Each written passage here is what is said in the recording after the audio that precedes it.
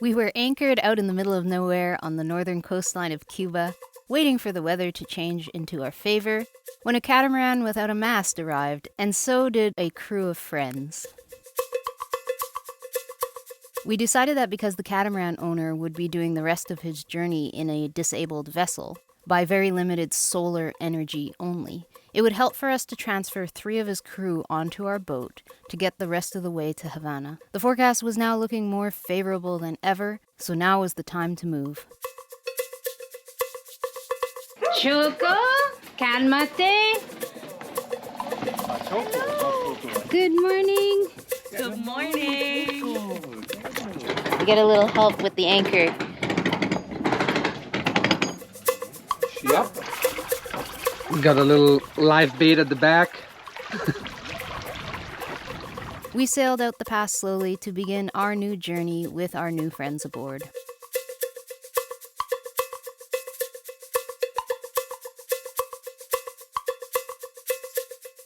Unsurprisingly, the wind was still in our face, but we took one tack pleasantly out to sea and then back in towards land.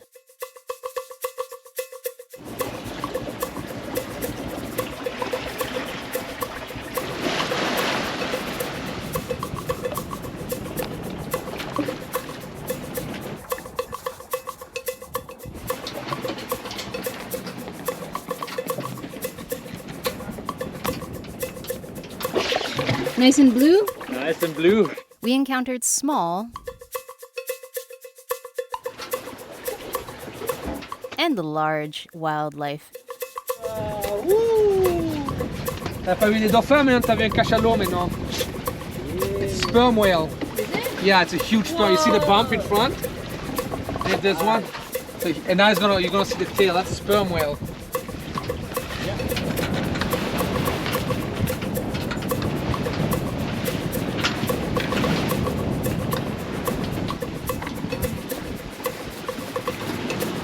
We made our way into Bahia Honda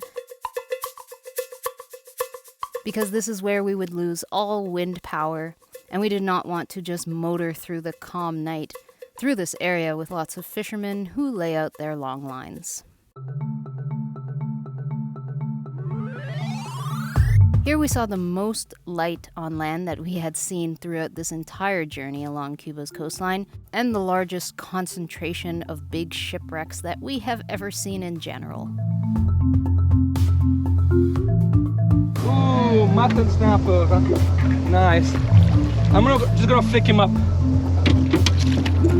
Heading back out to sea, we caught our first fish with everyone on board. What is this? Mutton snapper.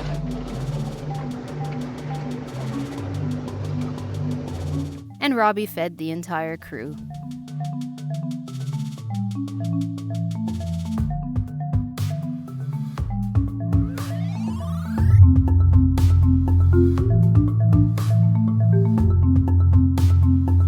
The coastline here becomes quite industrial before arriving near Havana.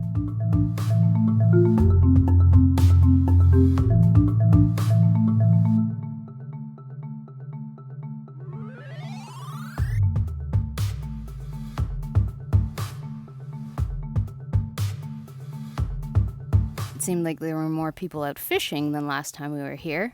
In very rough-looking raft-like vessels, fishermen sitting with their legs dangling over the side, employing the art of jigging.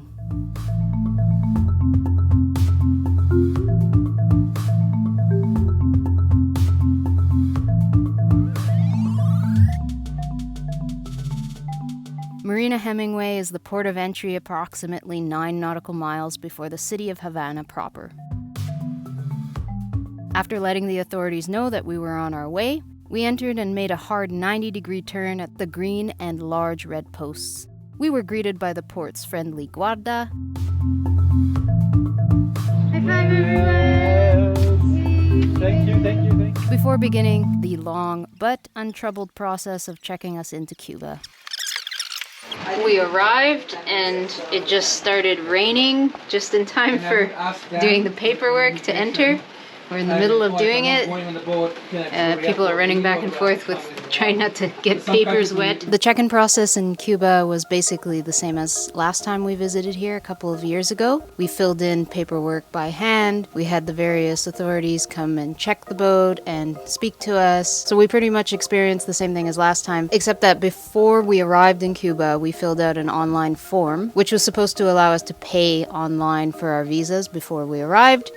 And of course, because of blackouts, because of computer problems, that system wasn't really working. We eventually spoke to the authorities about our donations aboard, and basically it came down to wanting to distribute those donations in more isolated communities. So we did not request for anybody to come to the boat there in Havana and take our donations. It was not surprising to us that we had to exercise some patience in the process, but it was worth it to finally arrive in a safe harbor before strong winds would begin again.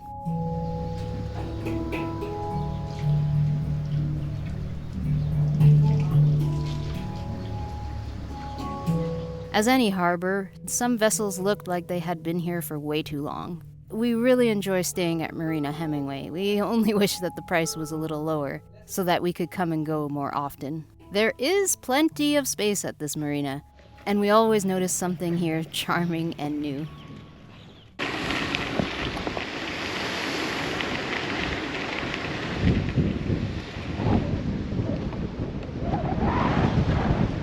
A shipwreck greets any vessel entering this marina and reminds us of the dangers of trying to come in or go out during strong northerly or even easterly winds. Our leisurely entry yesterday between the green and red buoys now had waves breaking through the center of it. The nearby pueblo had fresh fruits and veggies available. Look at all this nice color in our fruit and vegetable basket, along with money exchange and drinking water. We found eggs. How much were the eggs, Robbie? The eggs were 15 for, I guess, 100 each. We were pretty sad that our new crew was going to leave us pretty soon. Hand pan. Wow, I can't believe you carry it around everywhere you go. Me neither. It's not really light, but it's also not as heavy as it looks, I think. Beautiful instrument.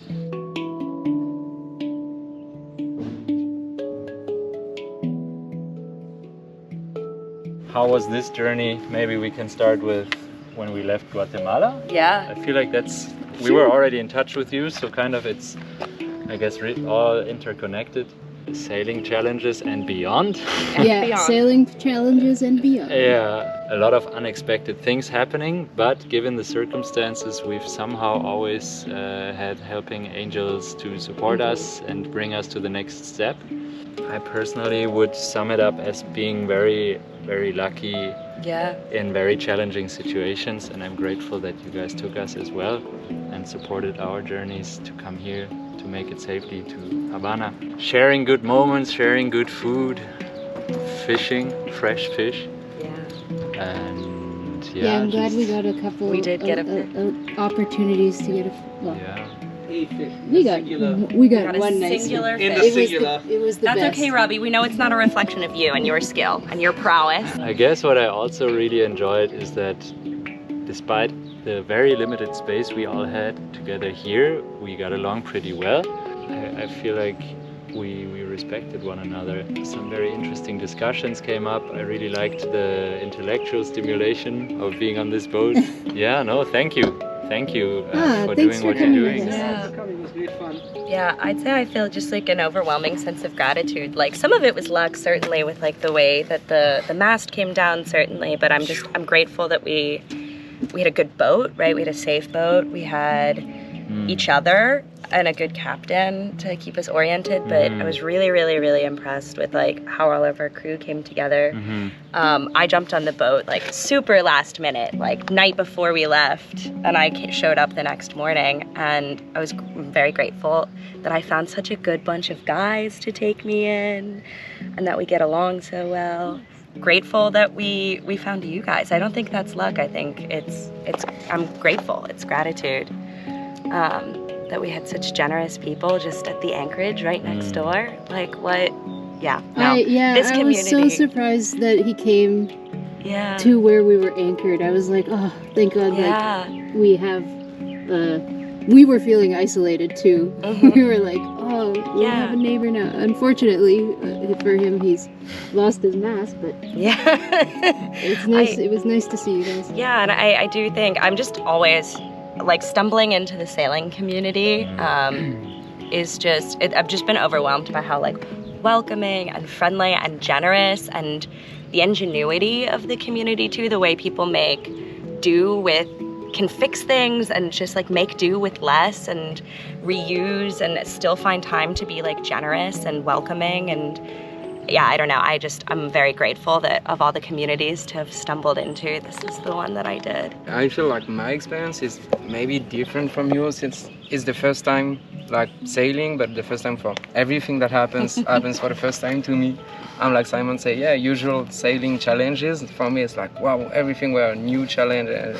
Yeah, just seeing everything for the first time every day.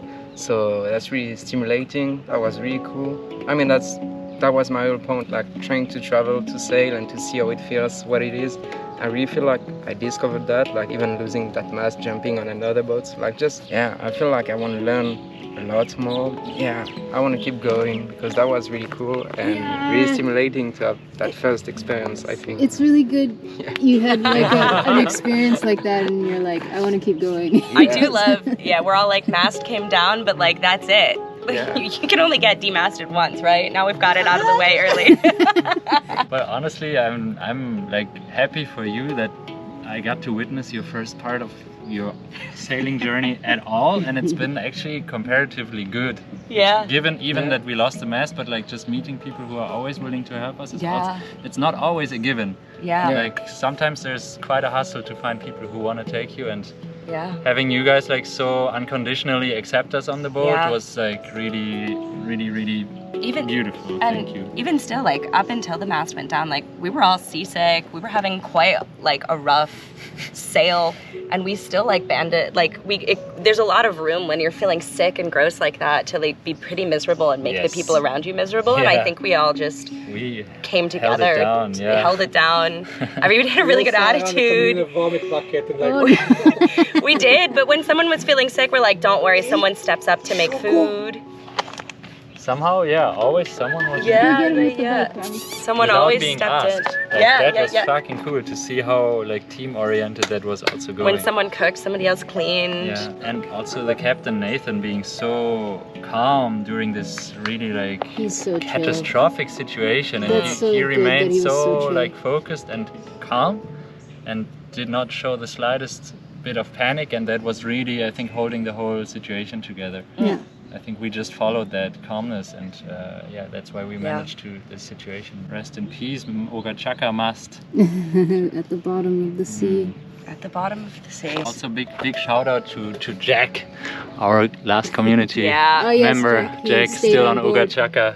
Yeah. Good guy. Holding it down with Nathan, staying there, a true not first leaving mate. him. Yeah, true first mate. And you put up with this guy. Yeah, Chocolito. Despite all the... Choco's like, yes, a lot of leg to hump.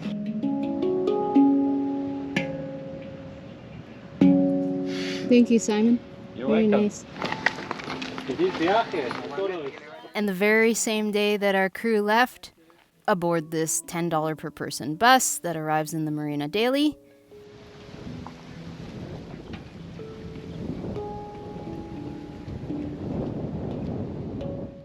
a familiar vessel arrived. And so actually in the end we would have even more donations aboard than what we started with because of our friend Nathan aboard his catamaran. He wanted to lighten the catamaran that just lost its mast, so we had even more donations from him. And I just want to thank everybody again for the opportunity to have all these donations aboard, to finally be distributing them here in Cuba. It was our viewers, it was our friends. We're thankful to all.